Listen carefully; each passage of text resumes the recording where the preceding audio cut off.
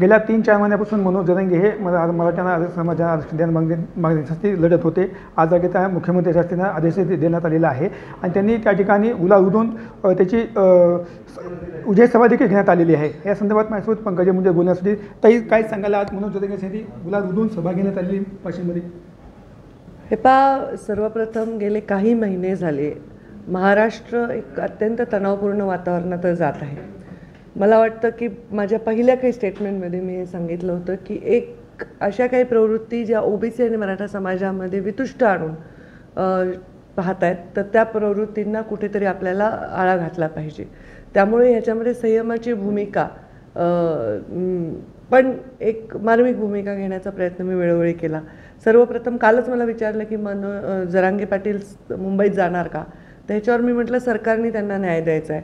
आता सरकारने अध्यादेश काढलेला आहे.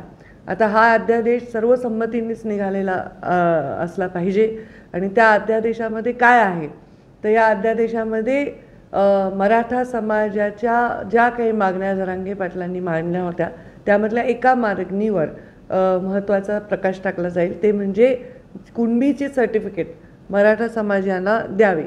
ह्याच्यामध्ये स्पष्ट अध्यादेशात जे लिहिलेलं आहे की सगळे सोयरे म्हणजे याची व्याख्या पण केलेली आहे आणि ज्यांच्याकडे आजोबा पणजोबा वडील असा रेफरन्स आहे त्यांना याच्यामध्ये नक्कीच फायदा होईल असं आता वरकरणी दिसतं आहे. त्याच्यामुळे आजही कुणबीचे सर्टिफिकेट देण्याची शृंखला चालू आहे. लाखो कुणबीचे सर्टिफिकेट गेल्या अनेक वर्षात दिले गेले आहेत. मी मागेही म्हटलं की ह्याच्यावर श्वेतपत्रिका काढा की किती सर्टिफिकेट गेल्या 10 वर्षात कुणबीचे दिले गेलेले आहेत. त्याच्यामुळे ऑटोमॅटिकली ते कुणबी ज्याच्याकडे सर्टिफिकेट आहे तो ओबीसीमध्ये आलेला आहे. त्यामुळे आता या विषयाला कुठेतरी एखादा सकारात्मक विराम मिळेल असं मला वाटतं. जे साध्य करायचं होतं जरांगे पाटलांना की मराठा समाजातील गरीब तरुणांना कुठेतरी न्याय मिळावा, ते साध्य करण्यात ते यशस्वी झालेत असं म्हणायला हरकत नाही.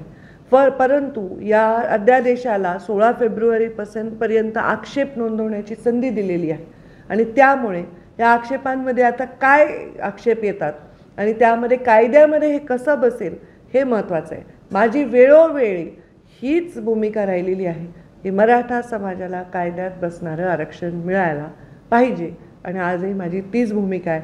जेव्हा याच्यावरचे आक्षेप येतील, जेव्हा ह्याच्यावर शिक्कामोर्तब होईल तेव्हा खरं अभिनंदन करण्याची गरज आहे. आता ओबीसी कुणबीचे सर्टिफिकेट घेऊन मराठा समाजातील एक पिढी ओबीसीमध्ये आलेली आहे. त्यामुळे आता त्यांनी एक मराठा लाख मराठा म्हणायची गरज नाही. आता ते ओबीसीत आलेत. एक ओबीसी लाख ओबीसी म्हणायला हरकत नाही असं मला वाटतं. त्यांनी काय होईल, त्यांचा विजय हा कोणा दुसऱ्याला नकारात्मक वाटणार नाही आणि मतांवर लोकांच्या मनांवर कुठल्याही प्रकारचा ओरखाडा हा मला वाटतं ओढला जाणार नाही. आणि अजून कायद्याची जी लढाई आहे त्याच्याबद्दल त्यांना शुभेच्छा आणि ओबीसींनाही शुभेच्छा, कारण ते त्यांचं मत मांडतायत.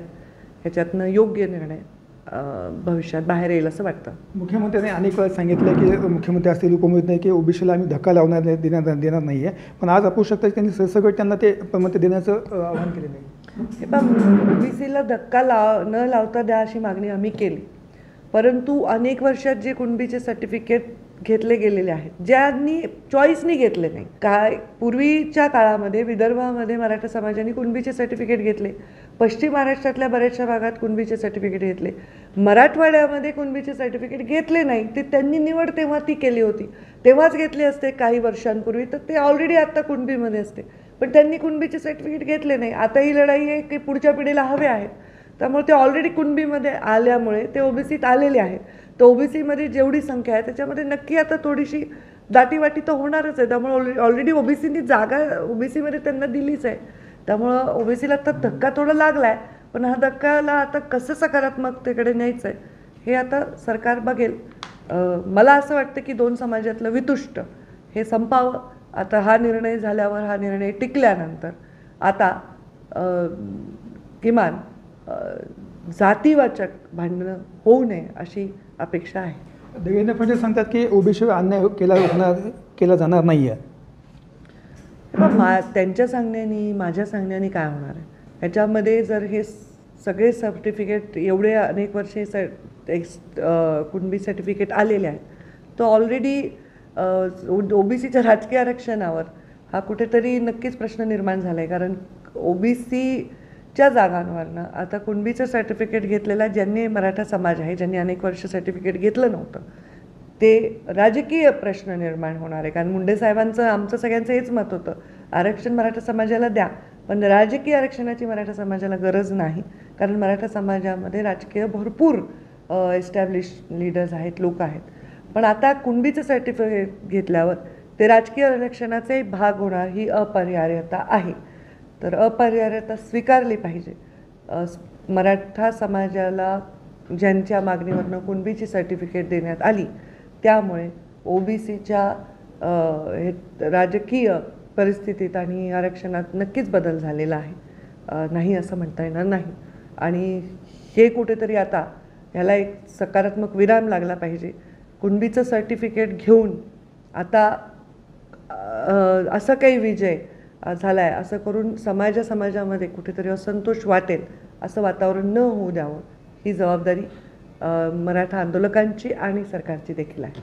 काल आपण काही साताऱ्याच्या दौऱ्यावर होतो, त्या ठिकाणी उदयनराजेंनी आपल्याला एक ऑफर दिली की आपण इथं मतदारसंघात लढावं, असं काय झालं? काल मी साताऱ्याच्या दौऱ्यावर होते. आदरणीय छत्रपती उदयनराजेंनी कार्यक्रमासाठी मला येण्यासाठी सांगितलं आणि हक्काने त्यांनी सांगितलं की यायलाच पाहिजे. मी खूप आनंदाने तिथे गेले. आदरणीय दमयंतीराजे भोसले, उदयनराजे भोसले यांनी माझं माहेरी आल्यासारखं स्वागत केलं. मासाहेबांनाही मी भेटले, बराच 1 तास त्यांच्याशी गप्पा मारल्या आणि मी त्यांच्या घरामध्ये भरपूर वेळ घालवला. त्यांचं नेहमीच मुंडे साहेबांवर प्रेम होतं आणि तसंच प्रेम तुम्हाला आठवत असेल तर मुंडे साहेब गेल्यानंतरचे जेवढे दृश्य आहेत त्याच्यात उदयनराजे एखाद्या सुपुत्राप्रमाणे माझ्या आईला आधार देत आहेत, आमच्या परिवाराबरोबर उभे आहेत आणि तेवढेच अश्रू पण गाळत आहेत.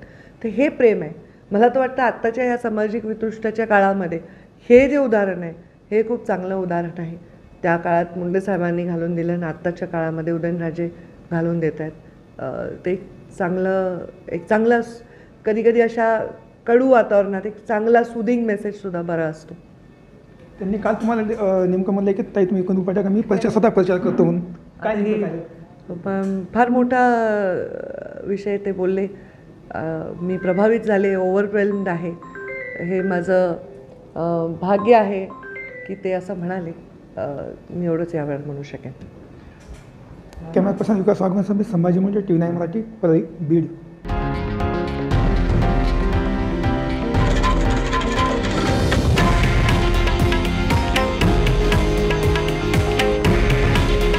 हे आहे देशातील नंबर 1 न्यूज नेटवर्क आणि आपण पाहत आहात TV9 मराठी. काळजी तुमची, हित महाराष्ट्राचं.